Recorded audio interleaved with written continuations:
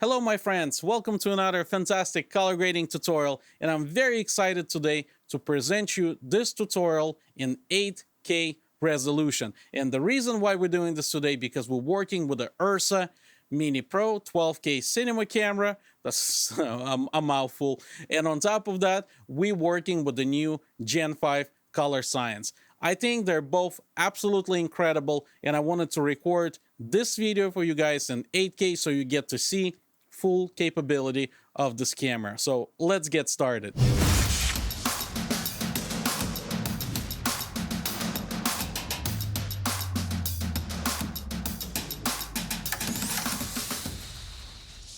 Alright guys, we're finally inside DaVinci Resolve, and I want to show you the first thing how to set up your project for the new Gen 5 color science. Go to the settings, or you can access into a camera raw panel, and in a raw profile, make sure to select Blackmagic Raw, decode quality full resolution, or maybe half resolution depending on how powerful your computer is. Color Science Gen 5, white balance, I always leave it as shot, color space Blackmagic Design, and gamma Blackmagic Design film. Make sure that you have the latest 16.3.2 version of Resolve Beta downloaded. As of right now, this is the only way you can access Gen 5 color science. Okay, so let's get started. Enough of foreplay. So here we have this fantastic shot that you can actually download from official Blackmagic Design website. I'm going to put a link in the description below. And we're going to start playing with it. This is really incredible stuff over here. So the first thing we're going to do, I'm going to do Alt-P. We're going to be working with a parallel node. And let me bring a little parade here. Let's see.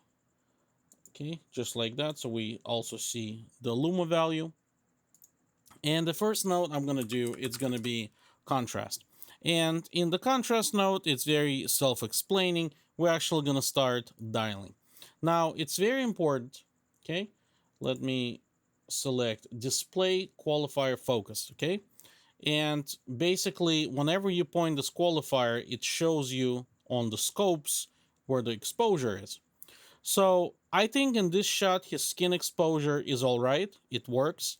So basically what I'm going to do, I'm just going to drop a little bit of lift. I'm going to offset everything a little bit. Okay, so something like that. And I'm going to do a little kick in the highlights.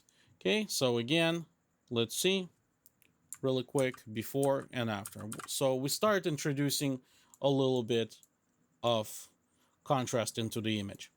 So the next one going to be saturation.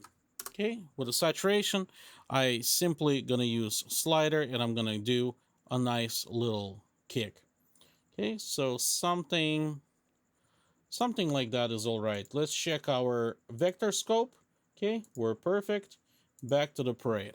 Okay, so now we pretty much have a well-balanced image. And if we take a look how incredible, amazing this thing is, it's just absolutely fantastic. Lots of details. Incredible. So from here, let's start building basically our basic look. Okay, we're not really done yet. So what I want to do now, I want to drop a little bit of midtones. I want to start getting this image into cinema zone, how I call it. Okay. What you can also do, you can use just the luma value and you can play around just with the luma to give it a nice little cinematic feel to it. Okay, so something like that, I think is all right. Okay, I'm gonna call this one contrast number 2. Okay, and now we can start basically giving it a nice look. So let's do a new node, and we're gonna call this one look. Okay, as far as a white balance go in shots like that, technically we don't really have anything white. So what we can do, we can play with the hue. Okay, if you want to do something crazy creative, this is type of the shot that's for you, because there's no necessarily defined what the white point is. So in this kind of situation, you can get away with any kind of crazy color composition. And what's the beautiful thing about this, and specifically in the Gen 5, look how well it preserves all the information. It doesn't clip like a Gen 4. In a Gen 4, you would start completely clipping your saturation. But with Gen 5, everything under control. So it's absolutely incredible. Okay, so let's bring the value back to normal. And it's very, really simple to kind of start basically doing a look from here. We can do whatever really the hell we want. So in my particular case, I want to give a nice little contrast. I want to play with a pivot. Let's see, so something like that. And probably with the shadows, I want to do something a little bit dramatic. So something like that. Okay, let's check out before and after. So that looks really, really cool. Okay, so we kind of start getting into the zone. Now, very interesting. This side of his face is pretty dark, so we can actually fix this. Okay, I'm gonna do a new node. I'm gonna call this one face. And what we're simply gonna do, okay, this is a good point. I'm gonna go in the window and I'm gonna do a very garbage kind of mask. So something like that. We're gonna basically do a two-face with him. Okay, something like that. Now, we're going to go in the qualifier. And in qualifier, because it's very important, listen to this. Because we have hue keeps changing, and also with the hue, luminance changing, the only value I recommend keeping is saturation. So with the saturation value, we can actually dial down exactly what we want, or vice versa. And that way, it's going to help us to keep the side of the face that we want selected. So since we have this right now, let's give it a track. Okay, so that looks all right-ish. Okay, he gets angry. He's like, ugh. Okay, we're gonna extend this a little bit. And from this point, we're gonna track a little backwards. So let me see if we're gonna need to do any kind of additional adjustments over here. But I think in general, okay, there we go. So see how there's a white selected? I'm just gonna really quick go like that, and we'll do soft selection. So with the soft selection, we're sort of bypassing this little white, and we're gonna keep everything nicely selected. Okay, again, so something like that. Let's see. Perfect. Okay, so now we can actually we can soften this. Actually, we can move this like that. We can soften this. We can do a little inside, and possibly we can do a little outside. All right. So what we can do, we can actually just give it a little boost. And you have to be very careful when you do this kind of stuff, because it doesn't always work. When you bring a darker part of the face up, sometimes it looks like crap. In this particular situation, it works very well. Sometimes it may not. So always use discretion when you're using this technique. So let me show you before and after. Look how awesome we use this as basically like a fill light. Okay, and once he's moving, now there's really no way to say that there's anything going on there. So, okay, that's awesome. Let's do a new node. Okay, let's see. Let's add now a little bit of drama to it. And I'm gonna call this one like that, drama. Okay, it's actually interesting. Drama was the name of the dog from one of the bike channels that I like watching, Seth Bike Hacks.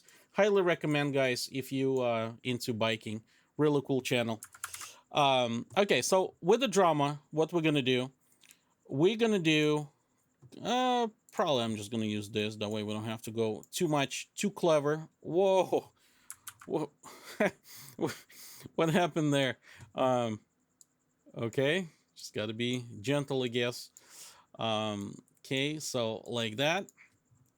Okay, we're gonna invert this, and just gonna start darkening it a little bit. Okay, so So kind of like that. Okay. Watch this. Watch how much more difference it makes. And even though we don't see it, it's there. And now we kind of focused on his eyes. Now that's another cool thing. We can actually do a similar effect one more time. Okay, we can get away with this because in this particular shots, we can get away with a lot of stuff. We can get away with murder if we want to.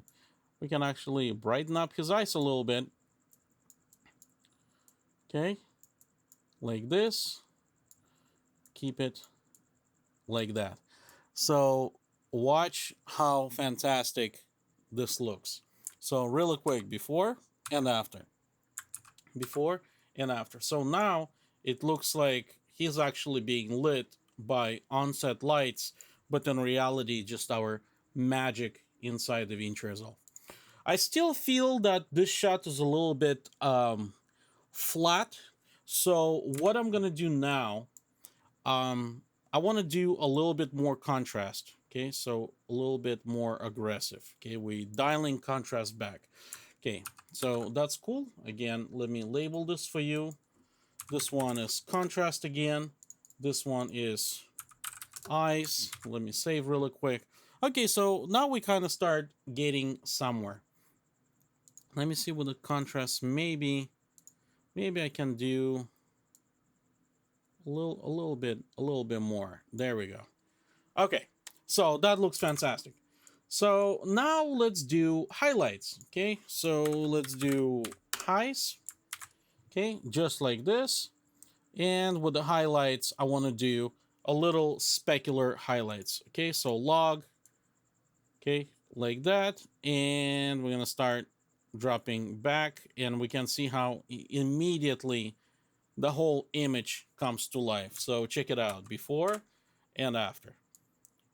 So we have a very nice, clean image now comparing to how flat originally it was. So look all the work that we've done. And again, it's very incredible how at 8K resolution you see all the fine details like that. Okay, and finally, if we want, we can add grain. Be sure to add grain to your final resolution, not lower resolution if you're working in a kind of like a proxy mode. But besides that, I think we're pretty much done.